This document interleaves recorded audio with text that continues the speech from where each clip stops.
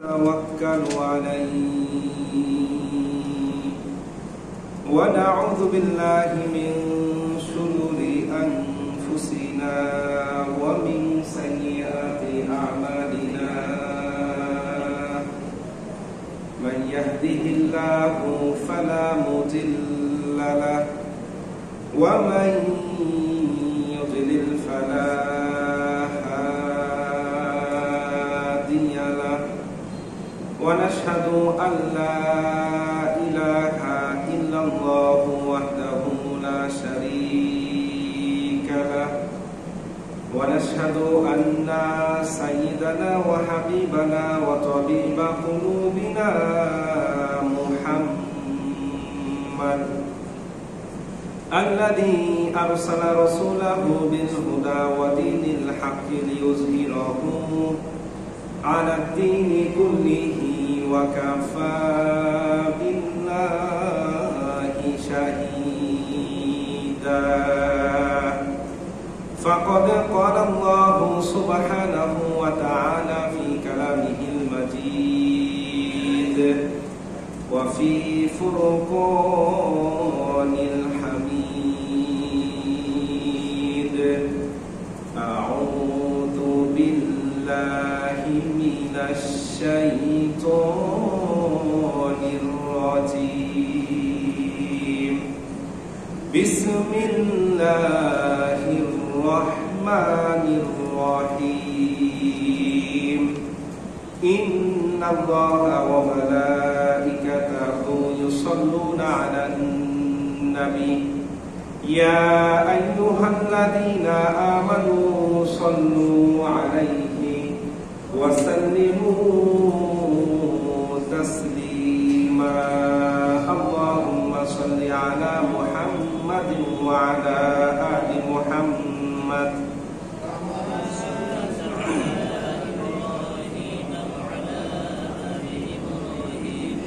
إنك حميد مجيد اللهم بارك على محمد وعلى آل محمد كما باركت على إبراهيم وعلى آل إبراهيم إنك حميد مجيد الحمد لله সম্মানিত উপস্থিতি আজ 30 মে 2025 খ্রিস্টাব্দ 16 জ্যৈষ্ঠ 1432 বঙ্গাব্দ 2রা জিলহজ 1446 হিজরি অর্থাৎ জিলহজ মাসের প্রথম জুমায় মহান আল্লাহ পাক রব্বুল আলামিন আমাদের সবাইকে বিভিন্ন রকম দুনিয়াবি ব্যস্ততা থেকে আড়াল করে নানান রকম অসুখ বিসুখ রোগ শোক বিপদ আপদ বালা মুসিবত থেকে হেফাজত করে সপ্তাহের সর্বশ্রেষ্ঠ দিনে সপ্তাহের সর্বশ্রেষ্ঠ ইবাদত জুমার নামাজ আদায় করার লক্ষ্যে পৃথিবীর সবচাইতে পবিত্রতম জায়গা আল্লাহর ঘর মসজিদে আসার তৌফিক দিয়েছেন সেই জন্য অন্তরে অন্তঃস্থল থেকে সেই রবের দরবারে তারই শেখানো বাক্যে কালিমাতুর শুকর আদায় করি আলহামদুলিল্লাহ রব্বানা লাকাল হামদ হামদান কাসীরান তাইয়িবান মুবারাকান ফীহি সকল প্রশংসা একজনের জন্য তিনি কে সম্মানিত উপস্থিতি আজকে আমরা যে বিষয়ের উপর আলোচনা করব তার শিরোনাম হলো কুরবানির প্রয়োজনীয় মাসআলা কোন কোন প্রাণী দ্বারা কুরবানি করা বৈধ কার উপর কুরবানি ওয়াজিব সম্মানিত উপস্থিতি গত জুমায় আমরা কুরবানির ঐতিহাসিক প্রেক্ষাপট পটভূমি এবং জিলহজ মাসের প্রথম 10 দিনের আমল সম্পর্কে আলোচনা করেছিলাম সেখানে বলেছিলাম এই পৃথিবীর প্রথম মানব প্রথম নবী আল্লাহর বান্দা হযরত আদম আলাইহিস সালাতু ওয়াস সালামের দুই পুত্র হাবিল এবং কাবিলের কুরবানির মধ্য দিয়ে পৃথিবীতে কুরবানির প্রচলন শুরু হয়েছিল এরপর ধারাবাহিকভাবে যত নবী রাসূল পৃথিবীতে আগমন করেছে সবাই কুরবানির আমল করেছে হযরত নূহ ইব্রাহিম ইসমাঈল ইসহাক ইয়াকুব ইউনুস ইউসুফ মুসা ঈসা বিশ্বনবী মুহাম্মদুর রাসূলুল্লাহ সাল্লাল্লাহু আলাইহি ওয়াসাল্লাম আমরা সূরাতুল হজের 34 নম্বর আয়াতের উদ্ধৃতি দিয়েছিলাম আল্লাহ পাক রব্বুল আলামিন বলেন ওয়ালিকুল্লি উম্মাতিন জাআলনা মানসাকান লিয়াযকুরু ইসমাল্লাহ আলা মা রাযাকাহুম মিন বাহিমাতিল আনআম। আল্লাহ পাক বলেন এমনি ভাবে আমি আল্লাহ পাক প্রত্যেক জাতির উপর কুরবানির বিধান দিয়েছি। কেন দিয়েছি? আমি আল্লাহ পাক রব্বুল আলামিন তোমাদের জীবন উপকরণের জন্য যে সকল চতুষ্পদ জন্তু জানোয়ার দিয়েছি, এগুলো উৎসর্গ করার মাধ্যমে, জবাই করার মাধ্যমে তোমরা যেন আমি আল্লাহর নৈকট্য অর্জন করতে পারো, আমি আল্লাহকে খুশি করতে পারো, এই জন্য প্রত্যেক যুগেই আমি আল্লাহ পাক রব্বুল আলামিন কুরবানির বিধান দিয়েছি। কিন্তু যুগে যুগে এই কুরবানির মাঝে এসেছে অনেক বিকৃতি, বিভ্রান্তির শিকার হয়েছে অনেক মানুষ। রাসূল করিম সাল্লাল্লাহু আলাইহি ওয়াসাল্লামের আবির্ভাবের পূর্বে আরবের তৎকালীন লোকজন তারা তাদের কল্পিত দেব-দেবীর নামে অসংখ্য পশুকে উৎসর্গ করেছে, যেটা আল্লাহ পাক রব্বুল আলামিন কোরআনুল কারীমের মধ্যে উল্লেখ করেছেন। যেখানে আল্লাহ পাক রব্বুল আলামিন ছাড়া অন্য কারো নামে কুরবানি বা অন্য কারো জন্য ইবাদত করলে সেটা কি হবে? শিরিক। কি হবে? শিরিক। সেখানে তারা বিভ্রান্ত হয়ে আল্লাহকে বাদ দিয়ে তাদের কল্পিত দেব-দেবীর নামে কুরবানি করত। আমরা যেন ইন ফিউচারে তাদের এই সকল কার্যক্রম আবার পুনরায় প্রচলন না করি, সেই জন্য আল্লাহ পাক রব্বুল আলামিন এই ঘটনা কোরআনুল কারীমের মধ্যে উল্লেখ করেছেন, আমাদেরকেও এগুলো করতে নিষেধ করেছেন। সূরাতুল মাইদা 103 নম্বর আয়াত। আল্লাহ রাব্বুল আলামিন বলেন, মা জাআলাল্লাহু মিন বাহিরাতিন ওয়ালা সাইবাতিন ওয়ালা ওয়াসিলাতিন ওয়ালা হাম ওয়ালাকিন্নাল্লাযীনা কাফারু ইফতারুনা আলাল্লাহিল কাযিব ওয়া আকসারুহুম লা ইয়াকিলুন। আল্লাহ পাক বলেন, আমি আল্লাহ রাব্বুল আলামিন শরীয়তের পক্ষ থেকে বাহিরা, সায়েবা, ওয়াসিলা এবং হামিকে নির্ধারণ করি নাই, বরং যারা কাফের তারা আমি আল্লাহর প্রতি মিথ্যা অপবাদ দেওয়ার জন্যই এগুলোর প্রবর্তন করেছে। ওয়ালাকিন্না আকসারুহুম লা ইয়াকিলুন, আর তাদের মধ্যে অধিকাংশ মানুষই হলো আকল জ্ঞান বহির্ভূত। অর্থাৎ কাফের মুশরিকরা আল্লাহর প্রতি মিথ্যা অপবাদ দিয়ে এই যে 4টা প্রাণীর কথা বললাম, 4 ধরনের কুরবানি, এগুলোর প্রচলন করেছিল। এখানে 1 নম্বরে বলা হচ্ছে বাহিরার কথা। বাহিরা মানে এমন প্রাণী উদ্দেশ্য যে প্রাণীর দুধ তাদের কল্পিত দেব দেবী বা প্রতিমার নামে উৎসর্গ করা হতো এবং এই প্রাণীকে তারা নিজেদের জন্য হারাম সাব্যস্ত করেছিল। 2 নম্বর হচ্ছে সায়েবা। এই সায়েবা দ্বারা এমন গোষ্ঠীকে বোঝানো হয় যেটা দ্বারা কেউ কোনো ব্যক্তিগত উপকার লাভ করতে পারতো না, অর্থাৎ তার চামড়া, রক্ত, মাংস, মাথা সব কিছু তাদের কল্পিত দেব দেবীর নামে উৎসর্গ করা হতো। 3 নম্বর হচ্ছে ওয়াসিলা। ওয়াসিলা দ্বারা এমন বকরিকে বোঝানো হয় যেটা কয়েকবার বাচ্চা প্রসব করার পর তাদের কল্পিত দেব দেবীর নামে উৎসর্গ করা হতো। 4 নম্বর হচ্ছে হামি।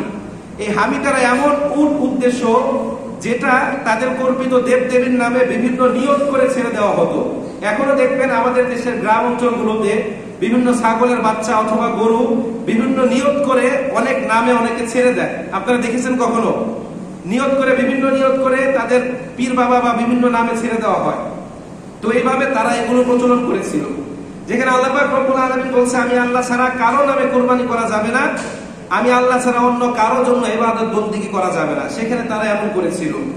এগুলো ছাড়াও পৃথিবীর বিভিন্ন প্রান্তে বিভিন্ন পদ্ধতিতে মানুষ তাদের মনের আশা, নেক বাসনা পূরণ হওয়ার জন্য কুরবানি করত।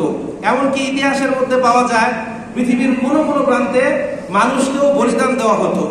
তো জাহিলি যুগে আরবের লোকজন এই প্রাণীগুলোকে কুরবানি করার পর কুরবানিকৃত প্রাণীর রক্ত হাতের মধ্যে লাগিয়ে কাবার দেয়ালের মধ্যে লেপে দিত, আর এই প্রাণীগুলোর মাংস তারা লাত, উজ্জাত, মানাত, হোবল আরো যে দেবদেবী আছে তাদের সামনে রেখে দিত। তারা যখন চলে যেত তখন দেখা যেত কুকুর, বিড়াল, নেকড়ে, হায়ানা তারা এগুলোকে ছিঁড়ে বিড়ে খেয়ে ফেলতো। কিন্তু ইসলাম আগমনের পর জাহিলি যুগের এই সকল কুপ্রথাকে বিলুপ্ত করে শুধুমাত্র কেবলমাত্র একমাত্র আল্লাহ পাক রব্বুল আলামিনের জন্য কুরবানির বিধান দিয়েছেন। আল্লাহ পাক রব্বুল আলামিন সূরাতুল কাউসারের 2 নম্বর আয়াতের মধ্যে বলেন, ফাসাল্লি লিরাব্বিকা ওয়ানহার, হে আমার প্রিয় হাবিব, আপনি আপনার রবের জন্য সালাত কায়েম করুন এবং তার জন্যই কুরবানি করুন। তো এই আয়াত দ্বারা বোঝা যায় যে আমাদের নামাজ, কুরবানি, ইবাদত সবকিছু একজনের জন্য। জোরে বলতে হবে, তিনি কে? আবার সূরাতুল আনআমের 162 নম্বর আয়াত আল্লাহ রাব্বুল আলামিন বলেন, কুল ইন্না সলাতি ওয়া নুসুকি ওয়া মাহইয়ায়া ওয়া মামাতি লিল্লাহি রাব্বিল আলামিন। আল্লাহ বলছেন, হে আমার প্রিয় হাবিব, আপনি দুনিয়ার সমস্ত মানুষকে বলে দিন, ইন্না সলাতি, নিশ্চয়ই আমার নামাজ, ওয়া নুসুকি, আমার কুরবানি, ওয়া মাহইয়ায়া, আমার জীবন, ওয়া মামাতি, আমার মৃত্যু, লিল্লাহি রাব্বিল আলামিন, এই সব কিছু জগৎ সমূহের প্রতিপালক আল্লাহ পাক রব্বুল আলামিনের জন্য নির্ধারিত। এই যে দুইটা আয়াত আমরা উদ্ধৃতি দিলাম, এই দুইটা আয়াতে আল্লাহ পাক রব্বুল আলামিন সর্বপ্রথম কিসের কথা বলেছে বলেন তো? নামাজের কথা না কুরবানির কথা? দুইটা আয়াতে আল্লাহ পাক প্রথম বলেছে নামাজের কথা। একটাতে বলছেন ফাসল্লি লিরাব্বিকা ওয়ানহার, আরেকটাতে বলছেন ইন্না সলাতি ওয়া নুসুকি। এর মানে বোঝা যায় যে আগে আমাদের নামাজি হতে হবে, এরপর কুরবানি, ঠিক কিনা? এখন দেখা যায় যে আমাদের সমাজে মানুষ নামাজের কোনো খোঁজ খবর নাই, কিন্তু কুরবানি নিয়ে বাড়াবাড়ি করে। আচ্ছা বলেন তো, কুরবানি নামাজ, এই দুইটার মধ্যে কোনটা বেশি গুরুত্বপূর্ণ? নামাজ পড়া কি ফরজ, আর কুরবানি দেওয়া কি? হানাফি মাযহাবের মধ্যে ওয়াজিব, কোন ইমাম এটাকে সুন্নতে মুআক্কাদা বলেছে। তো যাই হোক, এখন কুরবানি করতে গিয়ে আমাদের অনেকের নামাজ তরক হয়ে যায়। যেমন কুরবানির পশু কিনতে গিয়ে যেদিন আমরা হাটে যাই, 3-4 ওয়াক্ত নামাজ কোন দিক দিয়ে ছুটে যায় আমাদের কোনো খোঁজ খবর থাকে না। কুরবানির ঈদের দিন ফজরের নামাজটা পর্যন্ত আমরা মসজিদে এসে পড়তে পারি না, ঠিক কিনা? কুরবানির দিন জোহরের নামাজ গরু কাটতে কাটতে শেষ হয়ে যায়, আসরের নামাজ গোশত বন্টন করতে করতে শেষ, মাগরিবের নামাজ গোশত বিতরণ করতে করতে শেষ, এশার সময় কাটে আড্ডার মধ্যে, ঠিক কিনা? সম্মানিত উপস্থিতি, আল্লাহ পাক রব্বুল আলামিন আগে বলেছে আমাদের নামাজের কথা। আগে কি করতে হবে? নামাজ পড়তে হবে, এরপর কুরবানি। এখন আমাদের সমাজে এমন অনেক মানুষ খুঁজে পাওয়া যাবে যাদের নামাজ, যাকাত, রোজা, হজের কোনো খবর নাই, কিন্তু কুরবানি আসলে এটা নিয়ে বাড়াবাড়ি করে। 5 লাখ টাকার গরু 7 লাখ টাকা দিয়ে কিনে গলার মধ্যে কন্টক মালা একটা পরিয়ে পুরো এলাকা ঘোরায়, একজন আরেকজনের সঙ্গে প্রতিযোগিতা করে যে আমি তার চাইতে বেশি দাম দিয়ে কুরবানি দেব। এরকম আছে না নাই? এদের কুরবানির 2 পয়সার ভ্যালু আল্লাহ পাক রব্বুল আলামিনের কাছে নাই। কুরবানি হবে কার জন্য? এখন আপনি যদি একজন আরেকজনের সঙ্গে প্রতিযোগিতা করেন, সেটা কি আল্লাহকে দেখানোর জন্য হবে নাকি মানুষকে দেখানোর জন্য? সম্মানিত উপস্থিতি, তো আমি মাঝে মাঝে দুঃখ করে বলি যে এখন যদি আমাদের যুগে ওই হাবিল কাবিলের কুরবানির মতো কুরবানি কবুলের পদ্ধতি থাকতো, অর্থাৎ আকাশ থেকে একটা আগুনের স্ফুলিঙ্গ এসে কুরবানিকৃত পশুটাকে জ্বালিয়ে পুড়িয়ে ভস্ম করে দেওয়া যেত, তাহলে দেখা যেত আমাদের মধ্যে কয়জনের কুরবানি আল্লাহ পাক রব্বুল আলামিন কবুল করে। এক জরিপে দেখা গিয়েছে প্রত্যেক বছর আমাদের দেশে 1,10,00,000 থেকে 1,20,00,000 প্রাণী জবাই করা হয়। তো এখন যদি আমাদের যুগে হাবিল কাবিলের কুরবানি কবুলের মতো, অর্থাৎ আকাশ থেকে একটা আগুনের স্ফুলিঙ্গ এসে কুরবানিকৃত পশুটাকে জ্বালিয়ে দিত, তাহলে দেখা যেত আমাদের দেশে 10 লাখ প্রাণীও কুরবানি হতো না। অধিকাংশ মানুষ সামর্থ্য থাকা সত্ত্বেও কুরবানি করতো না। এর পিছনে অনেকগুলো কারণ আছে। 1 নাম্বার কারণ হচ্ছে আমাদের নিয়তের মধ্যে ভেজাল। আমরা তাকওয়া অবলম্বন করে, আল্লাহকে ভয় করে, আল্লাহকে খুশি করার জন্য কুরবানি দেই না। আমরা কুরবানি দেই, আমি কুরবানি না দিলে মানুষ কি বলবে, আমি কুরবানি না দিলে আমার ছেলে পেলে কি খাবে, আমি কুরবানি না দিলে সারা বছর কি ভাবো, এই নিয়তে আমরা অনেকে কুরবানি দেই। 2 নম্বর হচ্ছে আমাদের মধ্যে অধিকাংশ মানুষের উপার্জন অবৈধ। হারাম না খেলে আমাদের আরাম লাগে না। এখন আপনি যদি হারাম টাকা দিয়ে কুরবানি দেন, আপনার কুরবানি কবুল হবে? এক হাদিসে রাসূল বলছেন, মানিশতারা তাওবাম বিআশারাতি দারাহিম ওয়া ফীহি দিরহামুন হারামুন লাম ইয়াকবালিল্লাহু তাআলা লাহু সালাতুন মা দামা আলাই, আও কামা ক্বালা আলাইহিস সালাতু ওয়াস সালাম। রাসূল বলছেন, কোন ব্যক্তি 10 দিরহাম দিয়ে একটা কাপড় খরিদ করলো, কয় দিরহাম? 10 দিরহাম। ওয়া ফী দিরহামুন হারামুন, তার মধ্যে 1 দিরহাম হচ্ছে হারাম। মানে 10 টাকার মধ্যে 9 টাকা আপনি আপনার শরীরের রক্ত পানি করে কষ্ট করে উপার্জন করেছেন, বাকি 1 টাকা অবৈধ পথে উপার্জন করেছেন। এখন এই 10 টাকা দিয়ে একটা কাপড় কিনলেন। কি কিনলেন? একটা কাপড়। এই কাপড় পরিধান করে আপনি যত রাকাত নামাজ পড়েন, যত ইবাদত করেন, যত আল্লাহর গুণগান গান, কোনো কিছু আল্লাহ পাক রব্বুল আলামিন কবুল করবে না। এখন মাথার মধ্যে বুদ্ধি থাকলে একটু বলেন তো, হারাম খাওয়ার পর এটা দিয়ে আপনার শরীরের মধ্যে যে রক্ত মাংস হয়, এই রক্ত মাংস নিয়ে যদি আপনি আল্লাহর ইবাদত করেন, সেটা কি আল্লাহ পাক কবুল করবে? ইবাদত এবং দোয়া কবুলের পূর্ব শর্ত হচ্ছে 1 নাম্বার কি? হালাল উপার্জন। এই যে আমরা এত দোয়া করি আল্লাহর কাছে, এত কান্নাকাটি করি, আমাদের দোয়া কেন কবুল হয় না? আমরা আজ থেকে 100 বছর আগে, 150 বছর আগের আল্লাহর ওলিদের ইতিহাস পড়েছি যে তারা ওযু করে বৃষ্টির জন্য নামাজ পড়ে দোয়া করার সঙ্গে সঙ্গে নাকি আসমান থেকে বৃষ্টি পড়তো। আর আমরা কত কান্নাকাটি করি, 4-5 হাজার মানুষ এক লগে নিয়ে ইস্তেসকার নামাজ পড়ি, এরপর বৃষ্টি হয় না। এর কারণ কি? আমাদের উপার্জন 100% হালাল, ঠিক কিনা? আমাদের উপার্জন কি? আমাদের উপার্জনের মধ্যে ভেজাল আছে। 3 নম্বর হচ্ছে, অনেকে ভাবতো হাই হাই 1 লাখ টাকা দিয়ে কুরবানি দেব, আর আকাশ থেকে একটা আগুনের স্ফুলিঙ্গ সেটাকে জ্বালিয়ে পুড়িয়ে ছাই করে দিবে, দূর যায়, আমার উপর কুরবানি ওয়াজিব নয়। এরকম ভাবনা ভেবে আমাদের মধ্যে অধিকাংশ মানুষই কুরবানি দিত না। সম্মানিত উপস্থিতি, এখন যেমন যাকাত দেওয়ার সামর্থ্য থাকার পরও অধিকাংশ মানুষ যাকাত ফাঁকি দেয়। তো এখন যদি কুরবানি ওই পদ্ধতিতে কবুল হতো, তাহলে আমাদের মধ্যে অনেকে ধরা খেয়ে যেত। অনেক বড় বড় মোল্লা, মুন্সি, হুজুর তারাও ধরা খেয়ে যেত। অর্থাৎ কুরবানি কবুল হয় নাই মানে কি? ওই ব্যক্তির মধ্যে ভেজাল আছে, ঠিক কিনা? মানে আমি আপনাদের ইমাম সাহেব, আমি কুরবানি দিলাম, এখন দেখলেন যে আকাশ থেকে আগুন এসে আমার কুরবানি জ্বালালো না, তার মানে আমার ভিতরে কি আছে? তখন এই ভয়ে আমি কুরবানি দিতাম না, ঠিক কিনা? এলাকার বড় বড় চেয়ারম্যান, মেম্বার, এমপি এরা বলতো হাই হাই আমার উপার্জন তো অবৈধ, যদি আমার কুরবানি কবুল না হয় মানুষ ভাববে আমার কুরবানির মধ্যে ভেজাল আছে, কুরবানি দেওয়ার দরকার নাই, ঠিক কিনা? সম্মানিত উপস্থিতি, কথাগুলো একটু তিতা, কিন্তু এটা হচ্ছে আমাদের বর্তমান সমাজের চরম বাস্তবতা। এবার আসেন, কার কার উপর কুরবানি ওয়াজিব? প্রত্যেক মুসলিম, মুকিম, সুস্থ, প্রাপ্তবয়স্ক, নেশাব পরিমাণ সম্পদের মালিকের উপর কুরবানি ওয়াজিব। আমি বিস্তারিত বলছি। কুরবানি ওয়াজিবের প্রথম শর্ত হচ্ছে আইয়াকুনা মুসলিমান, তাকে মুসলিম হতে হবে। 2 নম্বর শর্ত হচ্ছে তাকে মুকিম হতে হবে, অর্থাৎ মুসাফির নয়।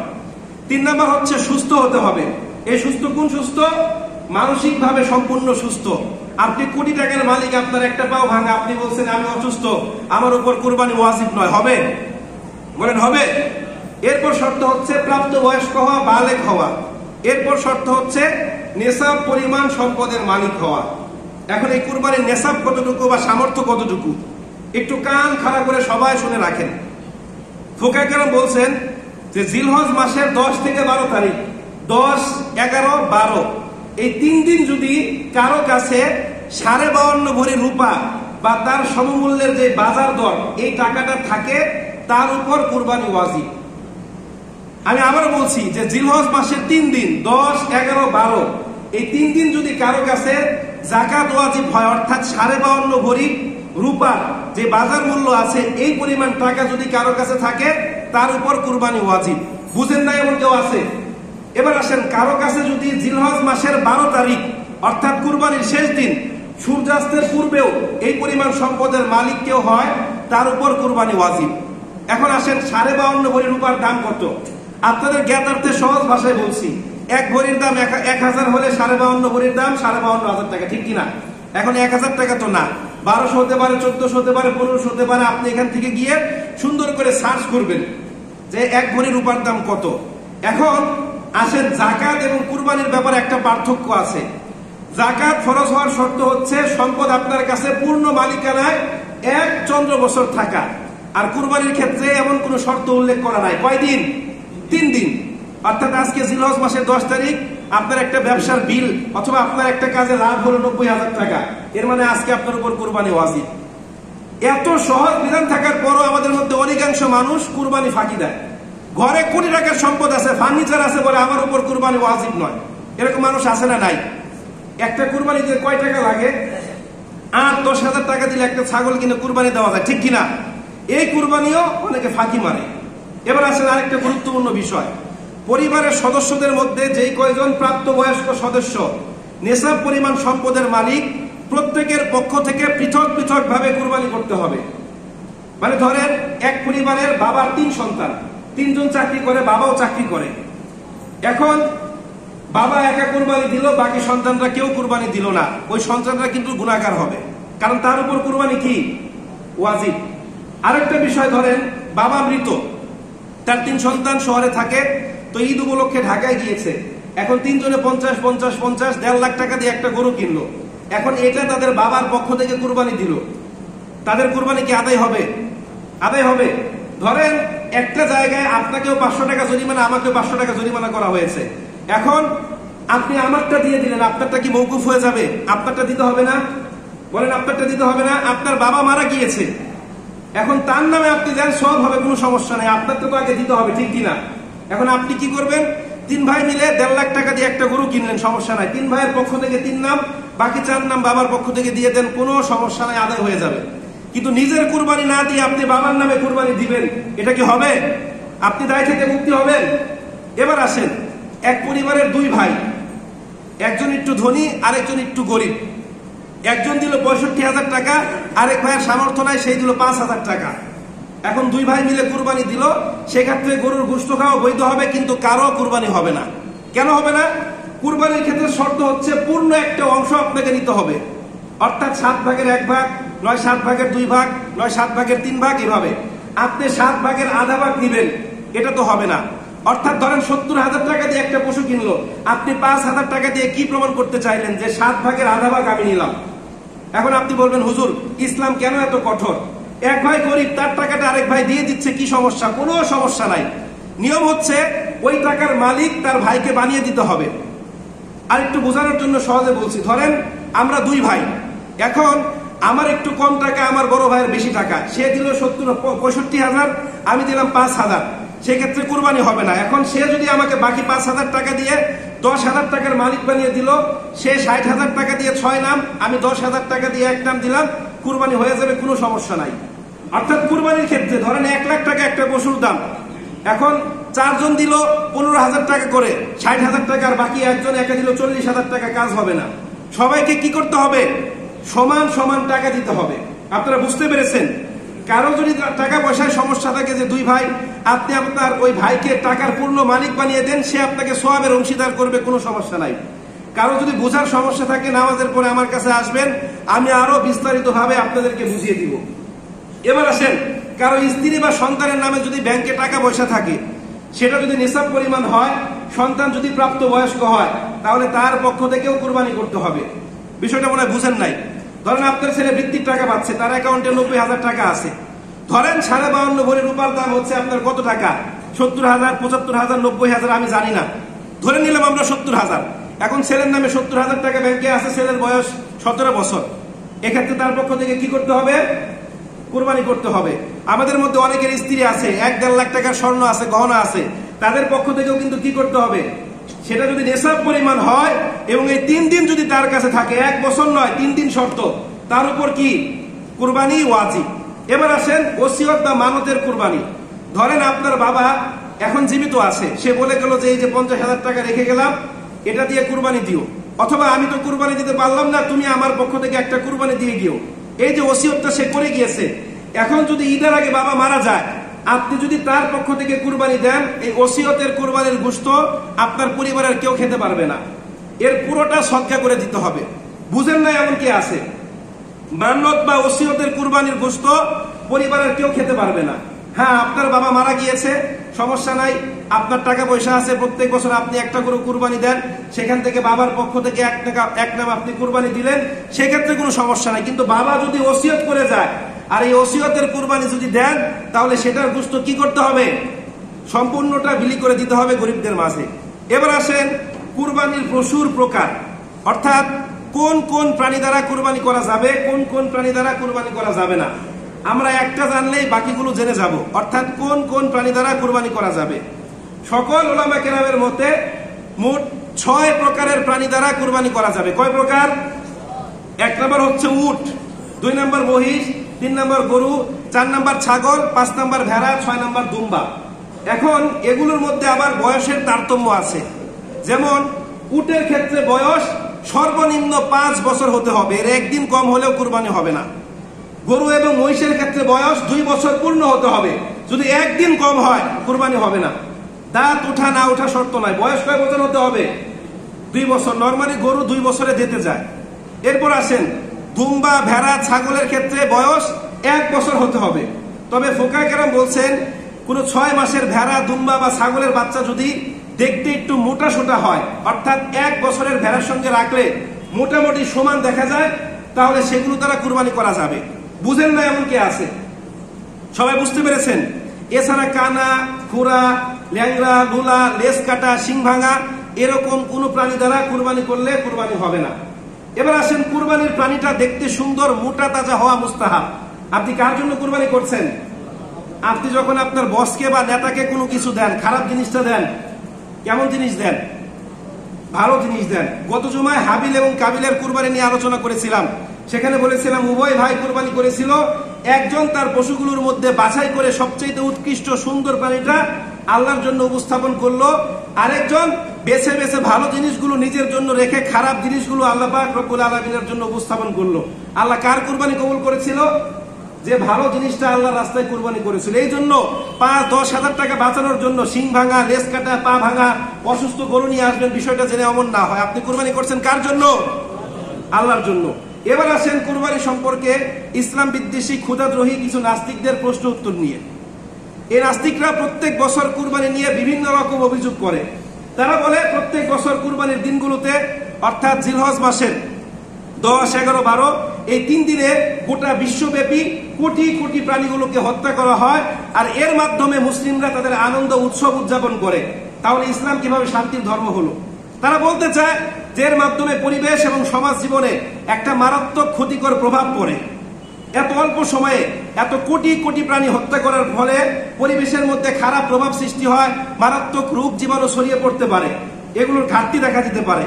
তারা আরো বলে যে কুরবানির গোশত খাওয়া যেহেতু উদ্দেশ্য নয়, গোশত খাওয়ার জন্য কুরবানি দিলে যেহেতু কুরবানি হবে না, তাহলে এই কুরবানির টাকাগুলো দান করে দিলেই তো হয়।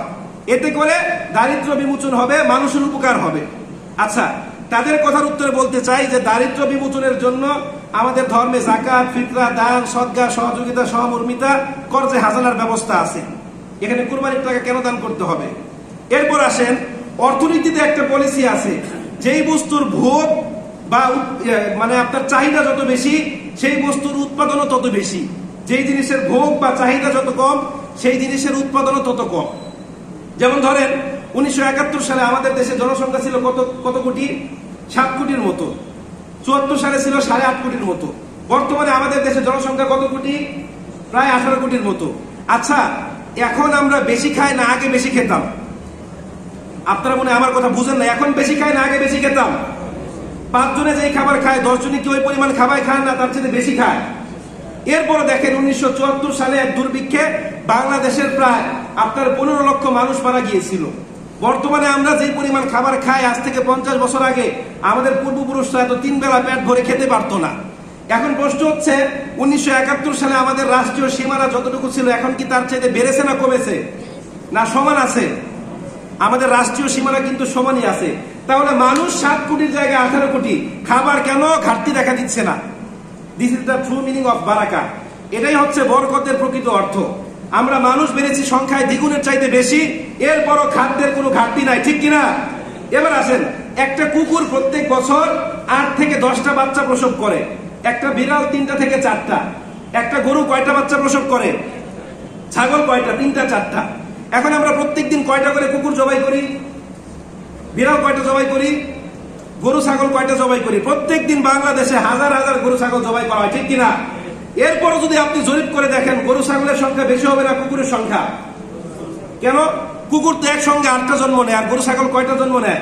1টা, 3টা, 4টা। তাহলে গরুর সংখ্যা কেন বেশি হবে? কারণ এটাই হচ্ছে this is the true meaning of বারাকা। যেই প্রাণীগুলো আল্লাহ পাক রব্বুল আলামিন আমাদের জন্য দিয়েছে, আমরা এগুলো যত বেশি ব্যবহার করব, আল্লাহ পাক রব্বুল আলামিন তত বেশি কি করবেন? বরকত দিয়ে দিবেন। ইসলাম কোনো মানব রচিত মতবাদ নয় যে আপনি অভিযোগ করবেন আর আমরা মেনে নিব। আপনার আমার বোঝার মধ্যে ঘাটতি থাকতে পারে, আপনার আমার মস্তিষ্কের মধ্যে স্বল্পতা থাকতে পারে, কিন্তু Islam is not only a religion but also a complete code of life, অর্থাৎ একটা পরিপূর্ণ কি জীবন ব্যবস্থা। এবার আসেন কুরবানির গুরুত্ব। সম্মানিত উপস্থিতি, কিতাবের নাম সুনান ইবনে মাজাহ, হাদিস নাম্বার 3123।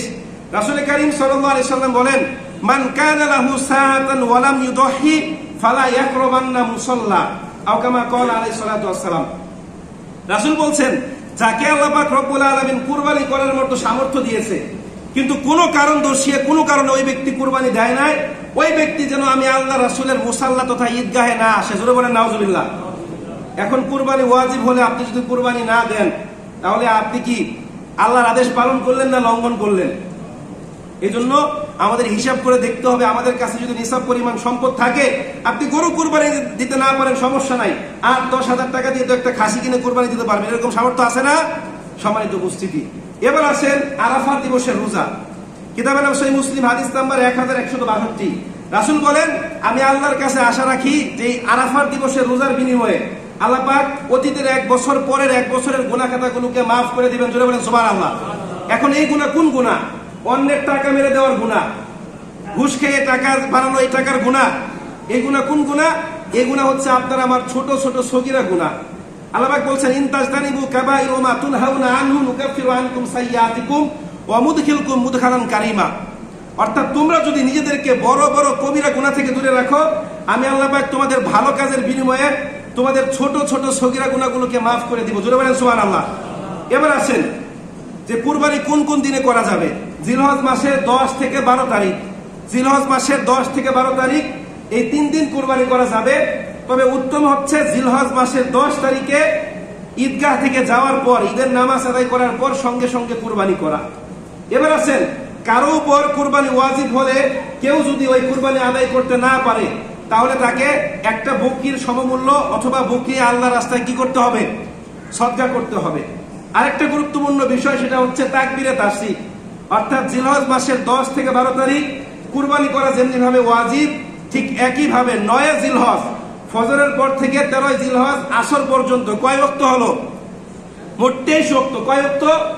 এই 23 ওয়াক্ত ফরজ নামাজের পর আস্তে আস্তে মহিলাদের জন্য আর জোরে জোরে পুরুষদের জন্য কমপক্ষে একবার তাকবীরে তাশরিক পাঠ করা ওয়াজিব। ফরজ নামাজের পর সঙ্গে সঙ্গে আপনারা তাকবীরে তাশরিক পারেন তো? বলেন তো দেখি কি?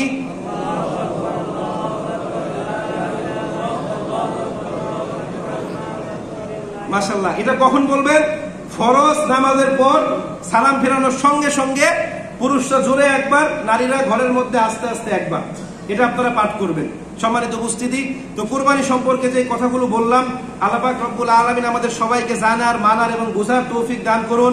যাদের উপর কুরবানি ওয়াজিব হয়েছে, আল্লাহ পাক রব্বুল আলামিন শয়তানের ধোঁকা থেকে রক্ষা করে আমাদের সবাইকে অত্যন্ত সুন্দর করে কুরবানি করার মতো তৌফিক দান করুন। সবাই বলে আমিন।